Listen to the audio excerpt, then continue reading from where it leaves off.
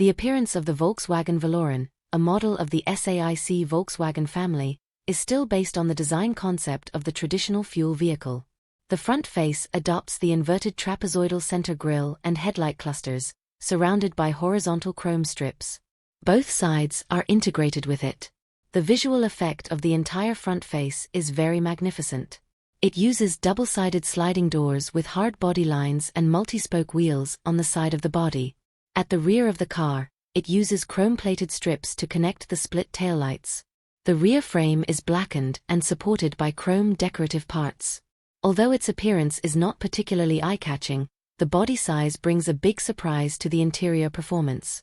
It is positioned as a medium to large MPV with a length, width and height of 5346/1976/1781 mm and a wheelbase of 3180 mm respectively. It is 100 mm longer than the Buick GL8 Lu Zun. If you want a magnificent and large screen in terms of central control, the Viloran will not satisfy you. It is equipped with a 10.3-inch LCD display, 12-inch floating central control screen, flat-bottom multifunction steering wheel and elegant gear shift mechanism, which fully meets the needs of daily driving. The vehicle system also supports CarPlay, CarLife and Huawei HiCar interconnection. It also has everything you need, such as lane departure warning, forward collision warning, active braking, lane tracking assist system, tire pressure alarm, front/rear parking radar, automatic parking, etc. It is worth mentioning that the second row of the 7-seater layout uses independent seats. It goes without saying that the middle and high-end versions have electric adjustment, ventilation, heating and massage functions.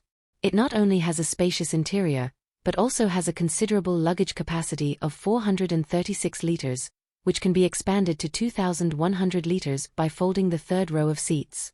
In the power section, it is equipped with a 2.0T engine, which provides two types of high and low power.